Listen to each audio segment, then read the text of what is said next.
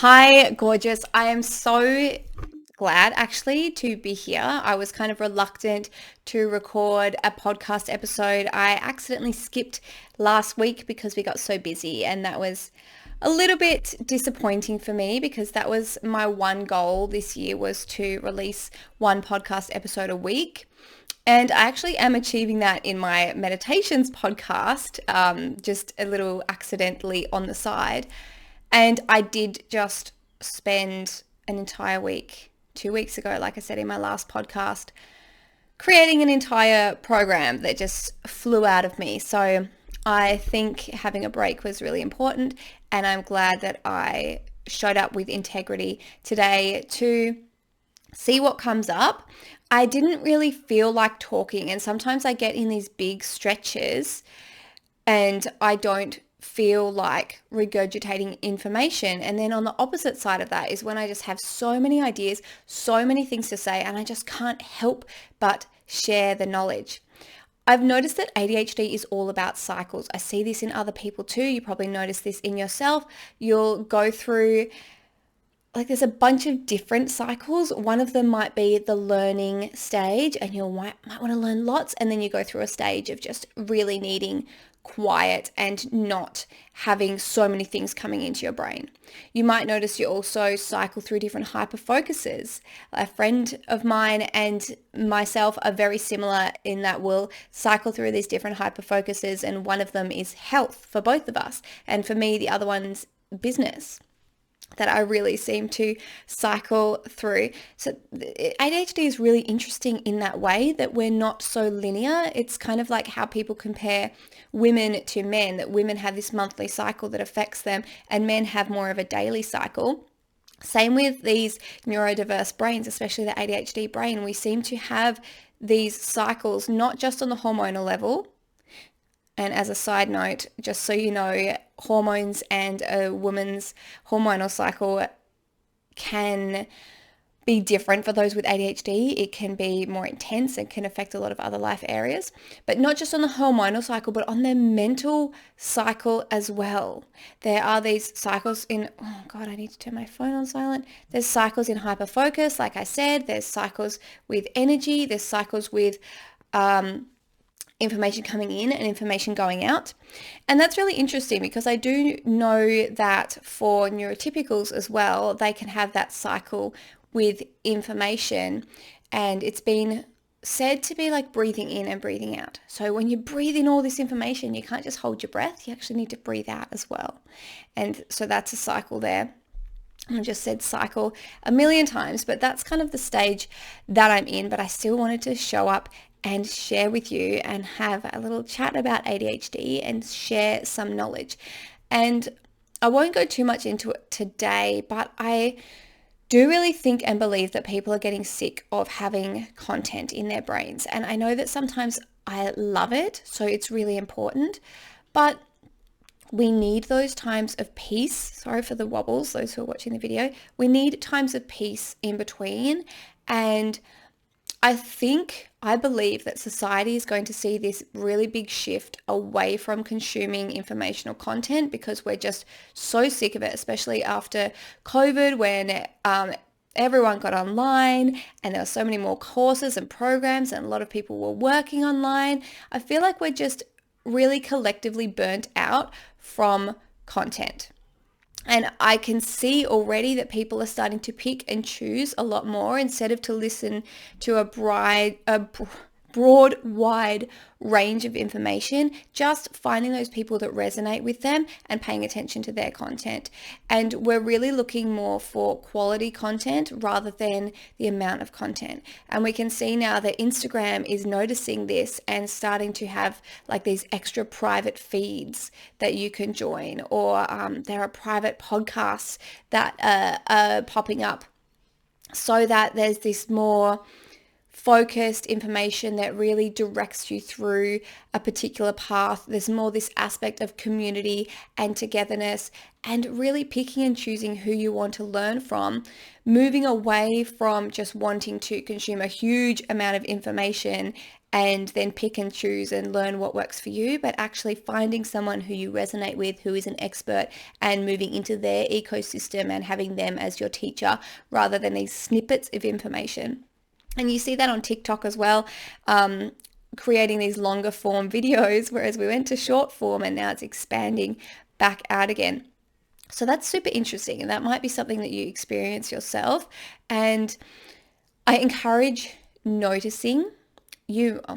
This podcast is kind of becoming about this. I encourage you to notice what mode you're in, if you're in consuming mode and if that's conscious and feels good.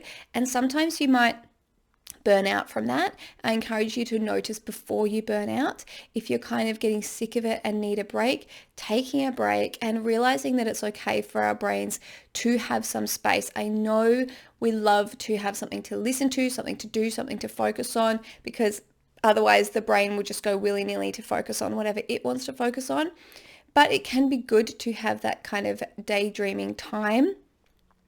It can be good to combine that with something that helps your brain focus without giving it more content to focus on. So for example, exercise is really great because your brain has to focus on what you're doing and it clears the mind to a point, but it has the thing to think about. And it's not thinking about 1,000 things, it's thinking about the one thing. And I think I've mentioned on the podcast before, I love to roller skate, and that really gives me this hyper focus on small aspects of my body, like how am I shifting my weight? How am I lifting this foot?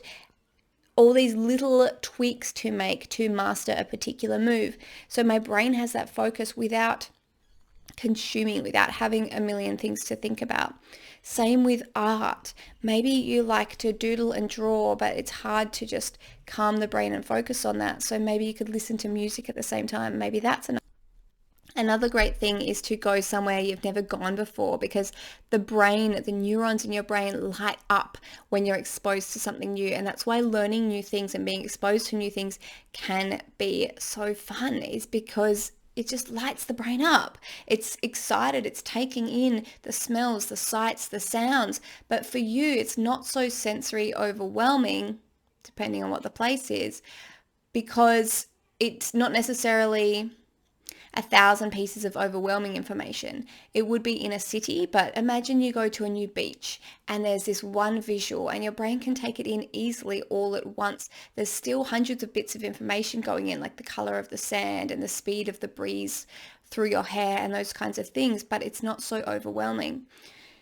Going for walks in nature, being in nature, swimming, having sensory experiences, these can all help your brain have a break.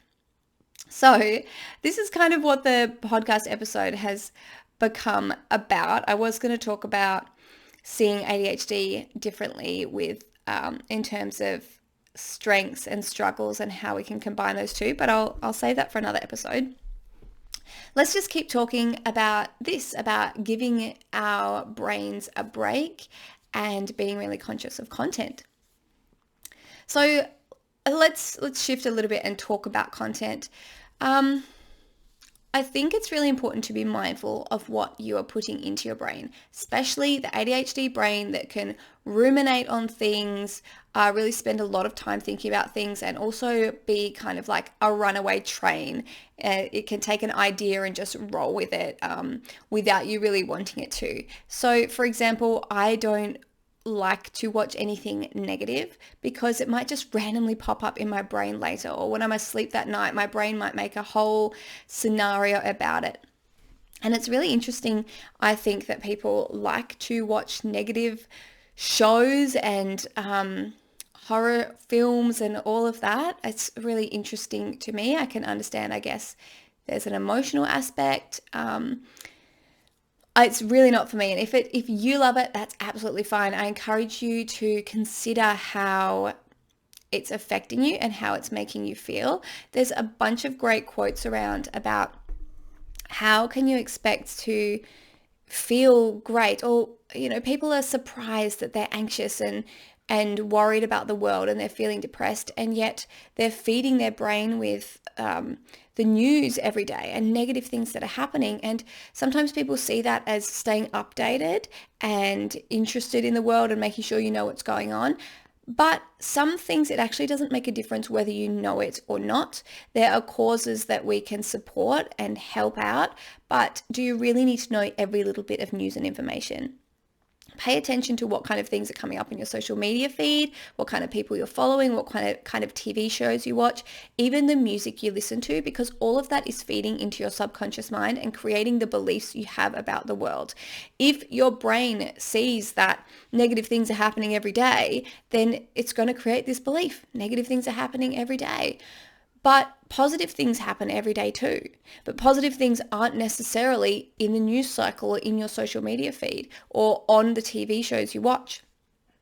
Most TV shows that are around are actually really negative. They're centered on dysfunctional families, dysfunctional situations, negative things happening, because that's how they bring the drama into it.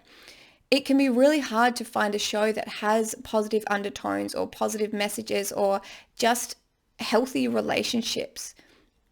Again, watch whatever you like, do whatever you like. I'm just giving you this information for you to think about. And for me, I've been thinking about it for a long time because my mum's a positive psychologist. I studied psychology in high school and college, and also like Buddhism and things like that, which are really big on what you feed your mind. So I've been studying mindset and neuroscience for like 16 years and have really been thinking since the beginning, since I started teaching myself cognitive behavioral therapy. What am I feeding my brain? How is it making me feel? Do I want to feel that? There's no right or wrong. There's just empowering or disempowering. So that's what I have to say about that. Same with music. Music can have a lot of negative messages. Even the sounds of music create different feelings within ourselves, whether it's minor notes or major notes and the kind of the sequence of the notes. Don't get obsessive about this. Don't get obsessive.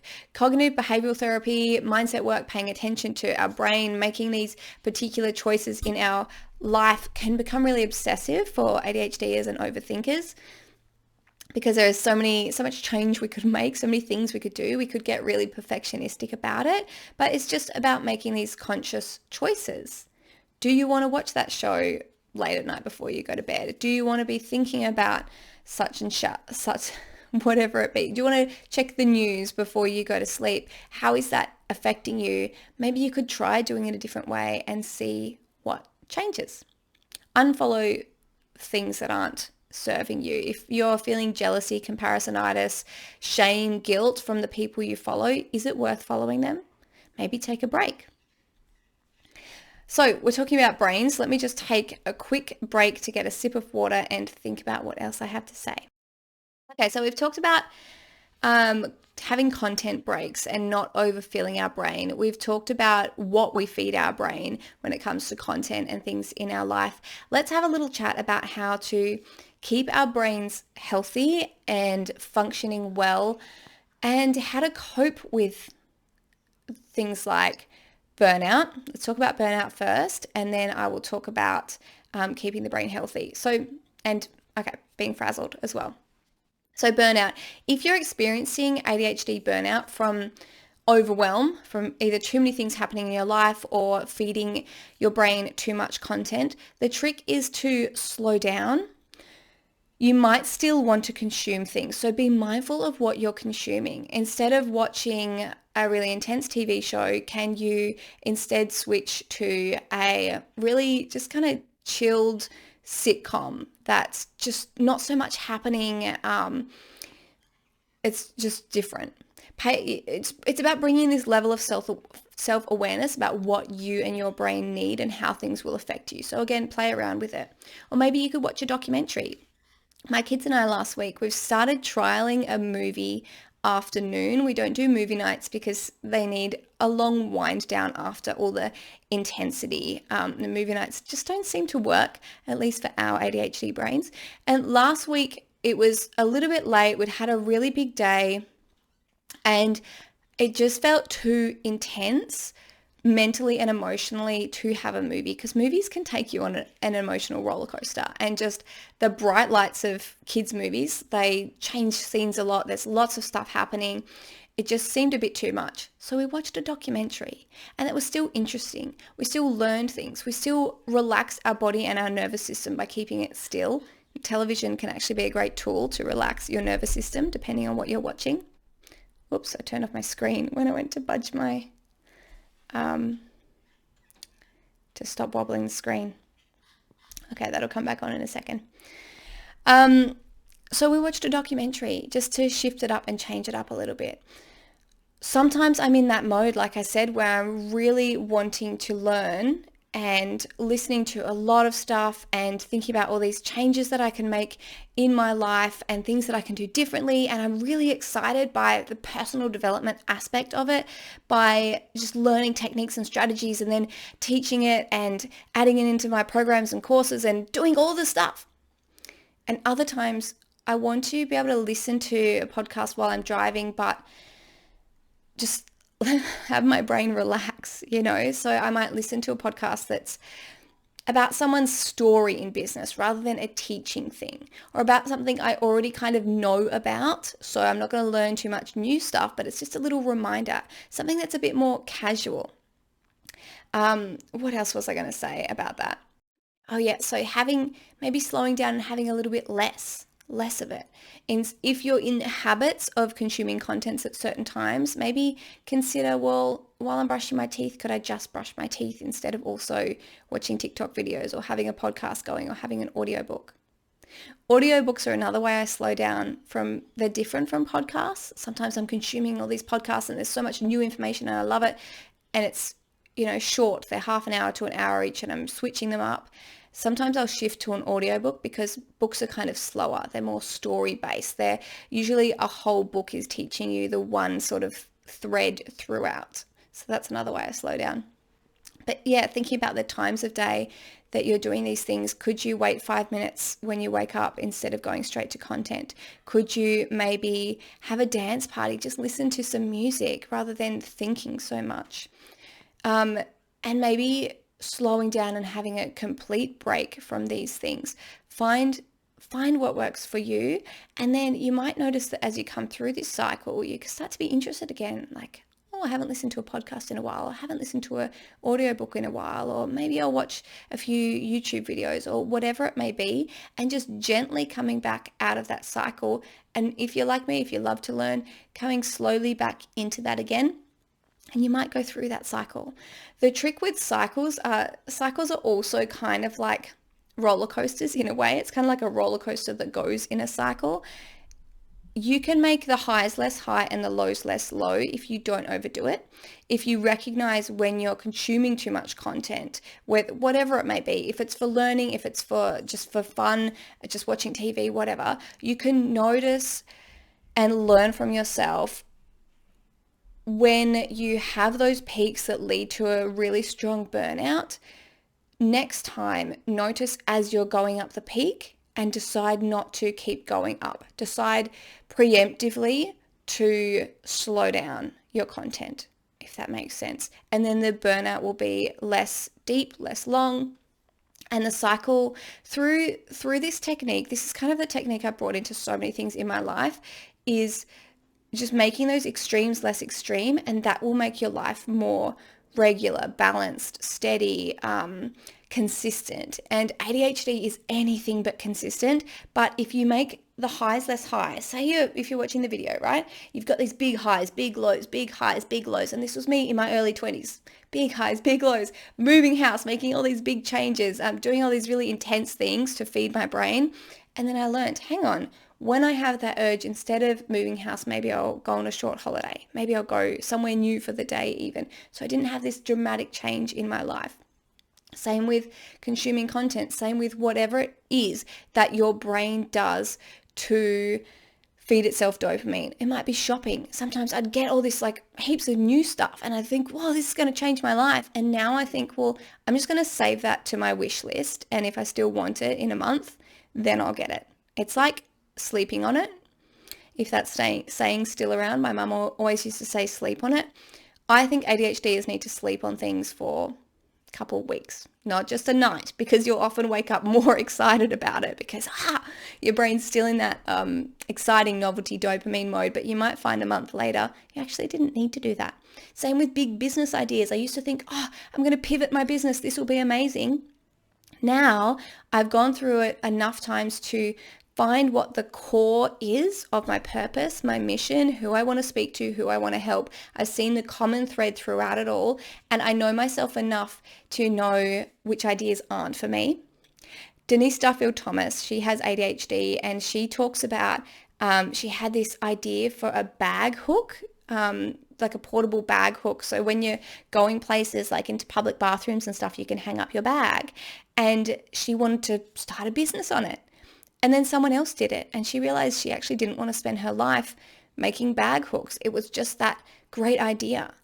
So I learned to recognize that within myself, and I related to Denise when I heard that story because I spent years having all these amazing ideas, and now I know it doesn't create this big dopamine excitement urge in me because I know how to recognize that, that's just a good idea for someone else and I don't need to do it. I don't need to create all the businesses. So instead of having these really extreme changes, extreme ideas, I've got these little changes and ideas within my own business, and it's a lot more steady. So all of these high highs, low lows, swinging back and forth have become this small ripple. So I have these cycles in my life. I go up and down. Things change. I go through cycles of heaps of information and then having not so much information, but I keep my life steady throughout that. And that's so important for ADHD, and it's so possible for ADHD.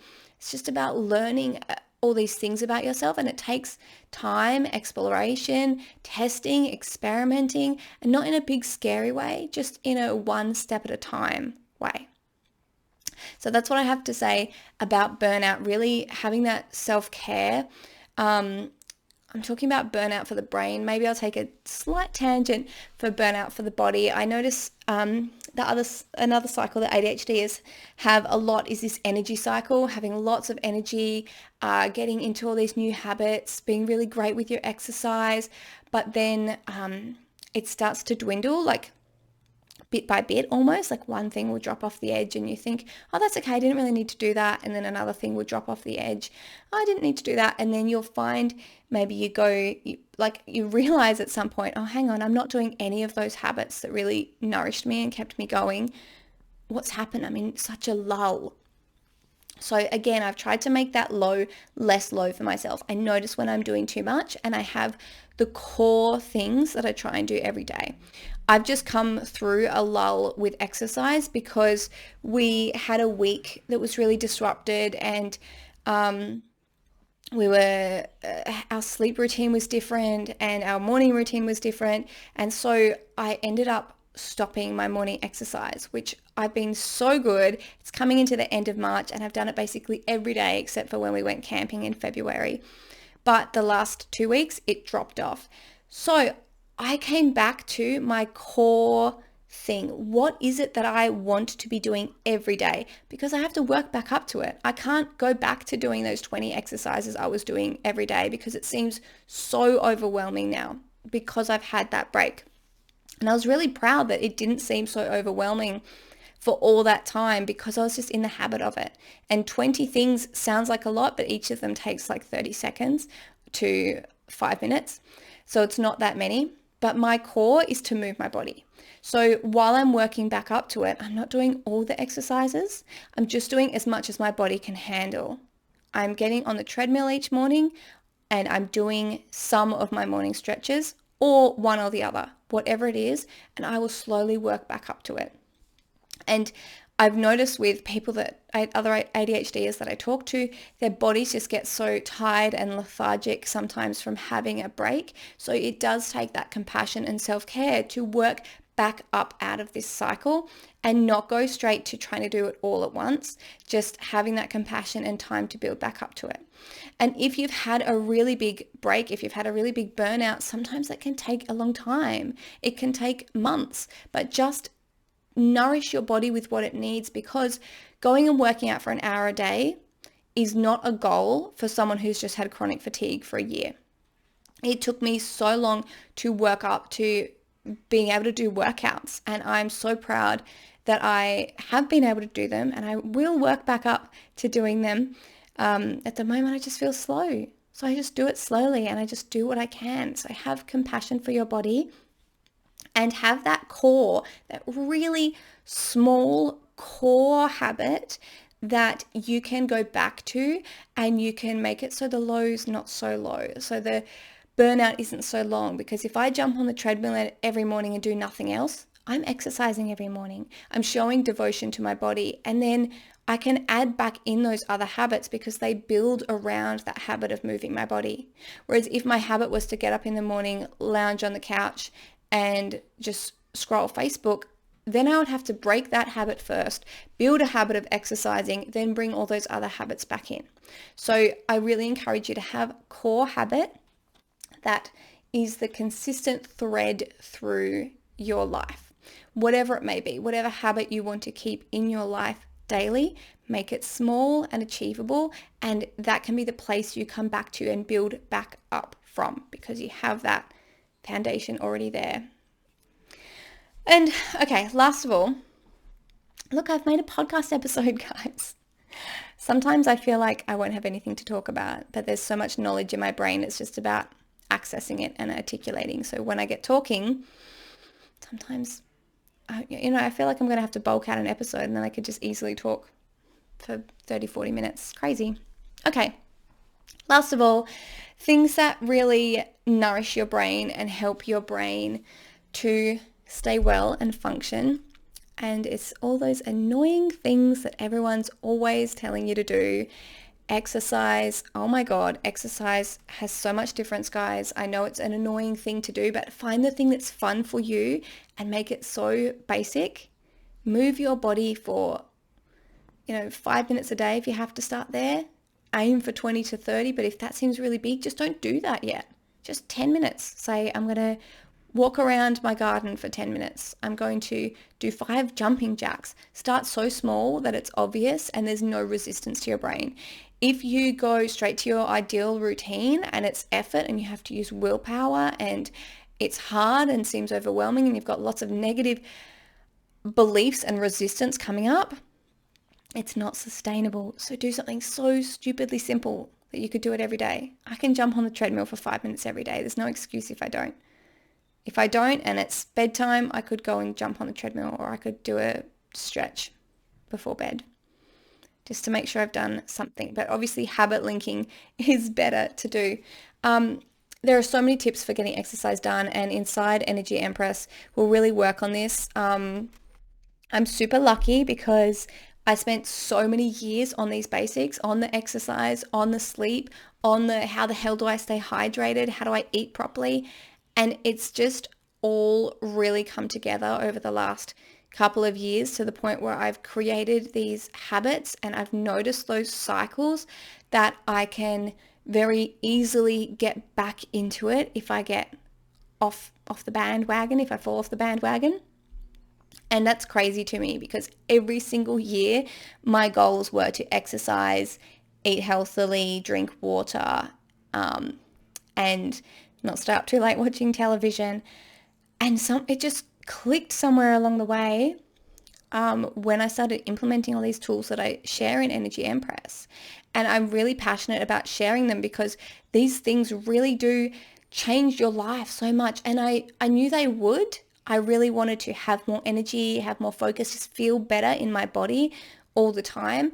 But I didn't feel better in my body when I had charts. I had to have this chart on the wall and cross off every time I drank a glass of water and have reminders on my phone to do it and make sure I was using willpower to do the things basically. And that was really hard. And because I was using so much willpower, I didn't really feel great about the things that I was doing. I had done it and I was glad to tick it off, but it's so different than coming to it from the devotion rather than discipline. So I was coming at it from discipline and willpower, but feeling devoted to your body and doing it because it feels good and makes you feel healthy and really just, love life more because you feel good. That is such a different feeling. And the kind of trick about it is that you have to build up those habits to get to the place where the habits are just smooth sailing and they just happen and they feel good. Because if you have one of these aspects, if your sleep is off, if your eating's off, if your hydration's off, if your exercise is off and your body's tired, you're going to feel tired if even one of them is off. So like I said, with coming back from chronic fatigue or burnout and exhaustion, it takes time.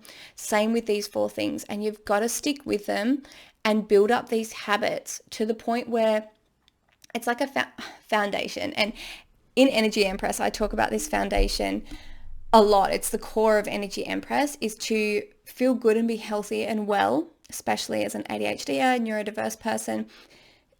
And as a woman and someone who goes through cycles, there are these, and as a human as well, I think, but I focus on women and ADHDers. There are these pillars. You need your body to feel good, your mind to feel good, your emotions to feel good, your environment to feel good, and then spirituality is the other bonus aspect as well.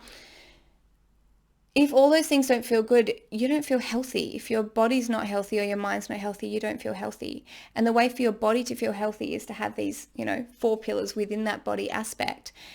And if one of them is down, if you don't have that foundation, think about a table with 4 legs.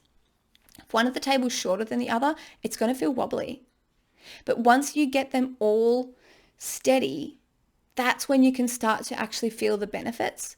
And this is part of the problem, is that we can be trying so hard, like I did, try so hard for years, use willpower, use charts, use all these hacks and strategies that you've got to focus on to maintain, and not see results. When you're going through all that and not seeing results, it's harder to keep that willpower. It's harder to keep going. You want to give up these hacks and strategies that don't work. Of course you do. And that's the problem, because then it all gets worse again. And then you go through this cycle, another cycle of, I want to try again. I want to try a new thing. I want to try something different. When what you really need to do is continue building on what you were already doing, but just use the right hacks and strategies until you learn and build it up bit by bit to get all 4 going at the same time. And that's why I really believe in using hacks, strategies, and actions that work. Because if you are spending your time on things that don't work, then you don't want to do them, you give up, you don't enjoy doing it, and then you just don't feel good because you're not hydrated or not sleeping well, or you're fatigued in your body, or healthy eating was the other one, but that's also related to the body. So your brain needs all those things.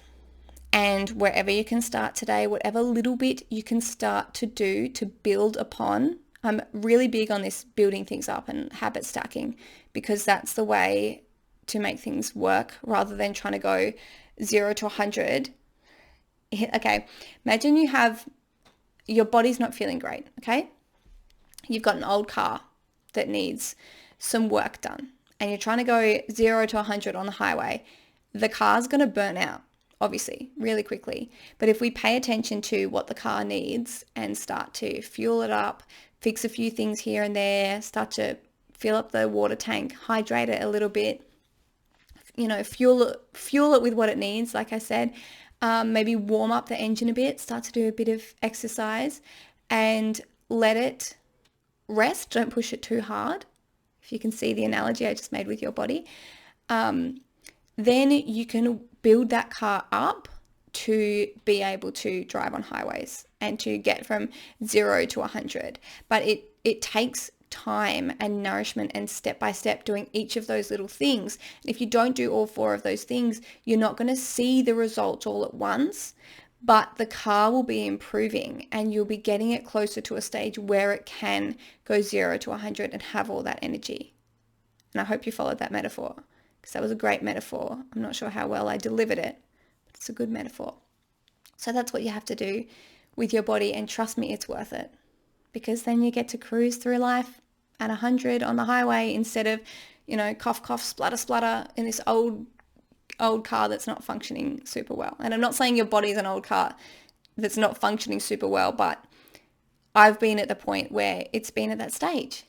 And maybe you have too, when it's been like chronic fatigue and you're barely hydrated and you're eating like crap and you're sleeping like crap. And, then you've got the mental aspects as well. You got to start from where you're at, wherever that may be.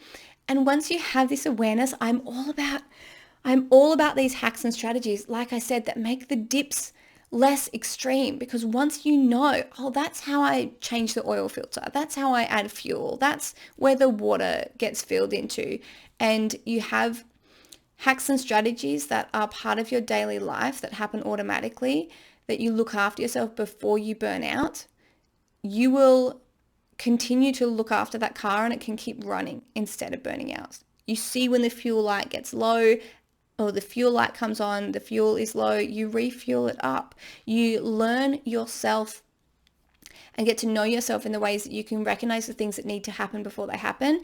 And if you end up with a problem, you know how to address that problem because you've done it before. You've tried things, maybe up until now, you've probably tried a whole bunch of things that don't work. But I'm here to share with you the things that do work, because I've already done the 16 years of experimenting with all this stuff. I've already done the trial and error. I've already done the thousands of hours of research. You don't need to do that. I'll give you the hacks and strategies. I'll help guide you through it. And you don't have to struggle like that. So whatever you've been doing in the past, know that it's still possible for you and it can be easy. It's probably just that you've been doing those wrong things that don't work, or you haven't been recognizing what needs to happen. And we can look after our brains. We can be healthy. We can avoid burnout. We can avoid stress. We can avoid the high highs and the low lows. We can navigate these cycles we go through in a healthy way, and in a way that we still progress forward in our life, but in cycles. Building each cycle builds upon the last. So if you need a break, if you have a cycle that you have a break within, it still goes upwards because you know to return to where you were before. So if your sleeping is improving and then there's a setback, well, you know how to jump back on where you were before and keep improving, if that makes sense. So that's my beliefs. That's how I navigate ADHD, is all through understanding and working with the ADHD. Like 100%. And I think that's really lacking in the industry, is because there's medication, and then there's the people who maybe take medication but know that pills don't teach skills, and then there's the people who are trying to go it alone and don't really know what to do and are just struggling, trying all these different things. So I'm here to be that bridge where you can have medication and learn the skills. I'm here to teach you the skills. And if you are someone who doesn't take medication and wants to try other things, I'm here to show you the things that work, so you don't waste years struggling, doing the wrong things, stressing, wasting time, wasting energy, feeling so defeated and deflated. I'm here to show you what works. And if you're completely new to this as well, I'm here to point you in the right direction so you can save all that time and energy.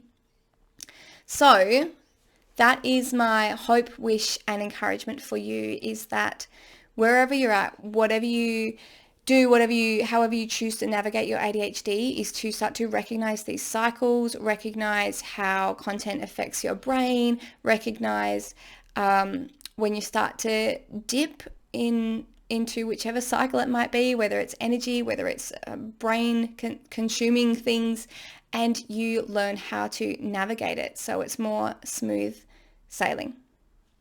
I hope you've enjoyed this episode. If you had, please leave me a review. I would love to hear what you have to say, and it helps other people find this podcast as well. I'm really passionate about reaching more people because, like I said, we don't have to struggle. We can get through this with less stress, more enjoyment, more smooth sailing with a community. We can make it fun. We can make it easy. So thank you for being here. Thank you for being patient with my break last week, and I will see you again next week, or you'll hear me next week. Okay, bye.